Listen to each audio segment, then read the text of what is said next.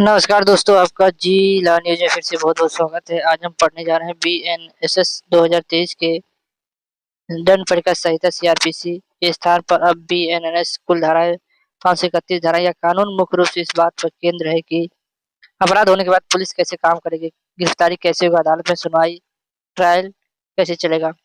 अब हम बात करने जा रहे हैं बीएनएस के प्रमुख प्रावधान और व्याख्या और उदाहरण सहित। पहला तो एफआईआर। एफआईआर 0 एफआईआर धारा 173 बीएनएस के अब 0 एफआईआर और ई एफआईआर को कानूनी रूप दिया गया है। जब कोई व्यक्ति किसी भी थाने में जाकर रिपोर्ट दर्ज करा सकता है, भले ही अपराध उस क्षेत्र उस थाने के क्षेत्र में ना हुआ हो, इसे 0 एफआईआर कहते हैं। साथ ही ई एफआईआर के जरिए इलेक्ट्रॉनिक माध्यम से भी सूचना दी जा सकती है। तो इसमें एक है कि अगर आप कहीं भी कुछ भी हो गया है, तो आप किसी भी थाने में जाके एफआईआर दर्ज करा सकते हैं, मगर उस एफआईआर को 0 एफआईआर कहा जाएगा। और ई एफआईआर आप ऑनलाइन भी एफआईआर कर सकते हैं। उदाहरण के लिए गोरखपुर का रहने वाला, लेकिन उसके साथ दिल्ली में लूटपाट हो गया। जैसे है, वो गोरखपुर में रह रहा है, वो गया है कमाने दिल्ली। अरे दिल्ली गया, रेलवे स्टेशन से उतरा या बस स्टेशन से उतरा, कुछ दूर गया, कुछ लोग उसके पीछे लग गए।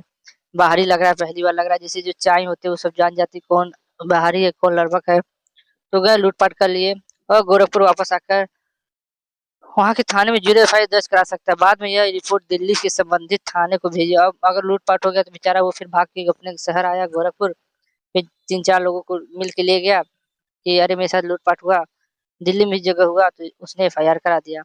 अब यह रिपोर्ट दिल्ली से संबंधित थाने पे भेजी जाएगी, कौन है लूटपाट किया है, और कार्रवाई होगा। उसके बाद पुलिस हिरासत, पुलिस कस्टडी धारा 187, और ये धारा 173 था एफआईआर करने वाला। पुलिस हिरासत में रख लेती है, एफआईआर हो जाता है। फिर उसके बाद क्या करती है, पुलिस उसको पकड़ती है और उसको हिरासत में रखती है। तो हिरासत में ऐसे थोड़ी ना रख सकती कि ले जाए बंद करके रख दो, खाना-पीना दो, नहीं दो, ऐसा कुछ नहीं। उसमें होता है सीआरपीएफ में पुलिस हिरासत में पहले 15 दिन के भीतर हिला सकती है, लेकिन बीएनएस में इसे लचीला बनाया गया है। अब लचीला क्या बनाया गया, अधिकतम पहले 15 दिन था, अब क्या हो गया, अब पुलिस 15 दिन की हिरासत को पहले 40 या 60 दिन की कुल अवधि के दौरान छोटे-छोटे टुकड़ों में माँग सकती है। पहले क्या था, 15 दिन की हिरासत में दे दो, मार-पीट के सही कर दे। अब ऐसा हो गया कि इसको अब 60 या 40 या 60 दिन भी पुलिस रख सकती है। उदाहरण के लिए यदि किसी किसी गंभीर मामले की जाँच के लिए पुलिस को आरोपी की ज़रूरत है, तो पहले 5 दिन की रिमांड ले सकती है, फिर कुछ दिन बाद दोबारा 5 दिन की माँग कर सकती है, बशर्ते वह कुछ समय सीमा के भीतर हो। अब ऐसे नहीं कि 15 दिन पहले जाके ठूस दो, उसके बाद पहले 5-5 दिन आपको मिलेगा, उसके बाद 60 दिन तक आप उसे रख सकते हैं। अब उसके बाद क्या है, 173, 187 हो गया, अब 176 हो गया। फॉरेंसिक जाँच अनिवार्य कर दिया गया है। 176 धारा 176 में आ गया है कि ये न्याय प्रणाली को आधुनिक बनाने के लिए एक बड़ा कदम है। जैसे ऐसे सभी अपराध जिनमें 7 साल या उससे अधिक है, उनको घटना स्थल या फॉरेंसिक टीम का जाना और साक्ष्य जुटाना अब अनिवार्य कर दिया गया है। पहले जिसको 7 साल से अधिक सजा है, वहाँ पर घटना जहाँ हुई वहाँ पे जाइए, फॉरेंसिक टीम जाएगी, वहाँ पे साक्ष्य जुटाएगी, उसके बाद ही काम होगा। ये उदाहरण, यदि किसी घर में डकैती या हत्या हुई है, मान लो किसी घर में डकैती हो गया, हत्या हो गया, मारपीट हो गया, मारपीट में 7 साल की नहीं होती है, हत्या और डकैती हो गया, तो जांच अधिकारी को फॉरेंसिक विशेषज्ञों को बुलाना ही होगा, ताकि उंगलियों के निशान और डीएनए नमूने वैज्ञानिक तरीके से लिए जा सके। तो ये अब बड़े अपराध करना अब हो गया है कि भैया जुड़ा गया है, फॉरेंसिक विशेषज्ञ को बुलाना पड़ेगा और जांच कराना पड़ेगा। तलाशी और जब्ती का वीडियोग्राफी धारा 105, पारदर्शिता बढ़ाने के लिए डिजिटल सबूतों पर जोर दिया गया है। व्याख्या, जब पुलिस किसी के घर की तलाशी लेगी तो कोई सामान जब्त करेगी तो उसकी वीडियोग्राफी करना अनिवार्य होगा। उदाहरण के लिए पुलिस डक के मामले में किसी संगीन के घर छापा मारती है, छापा के दौरान जो भी बरामद होगा उसकी पूरी वीडियो रिकॉर्डिंग की जाएगी, ताकि बाद में पुलिस पर नकली बरामदगी का आरोप ना लग सके। जैसे कई लोग होते थे, अरे इसके घर में पिस्तौल निकल गया, ड्रग्स निकल गया, पुलिस ने फंसा दिया, ड्रग्स ला के रख दी। मगर ऐसा नहीं होगा, पहले पूरा वीडियो रिकॉर्डिंग होगा, उसके बाद ही अगर कट पिट नहीं करना, उसमें वीडियो रिकॉर्डिंग होगा, पूरा साक्ष्य होगा कि हाँ सच में इसको निकला।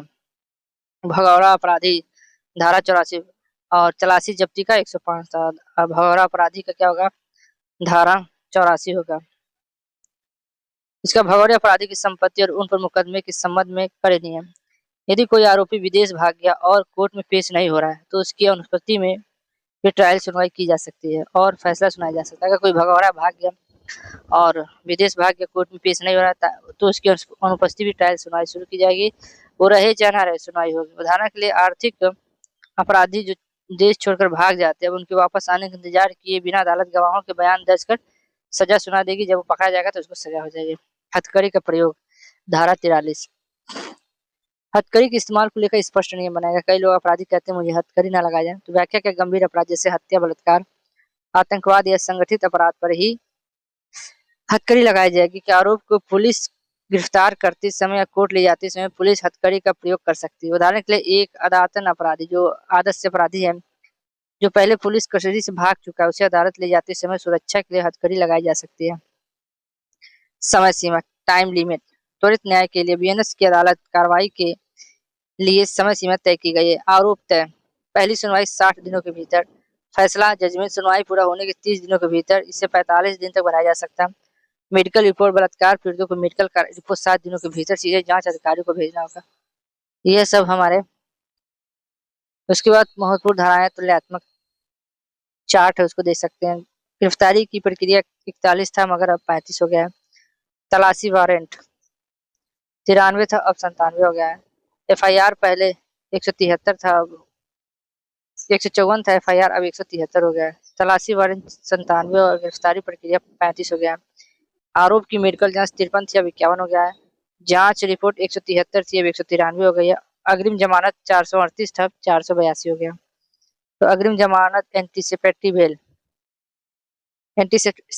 438 था, अब 482 हो गया है।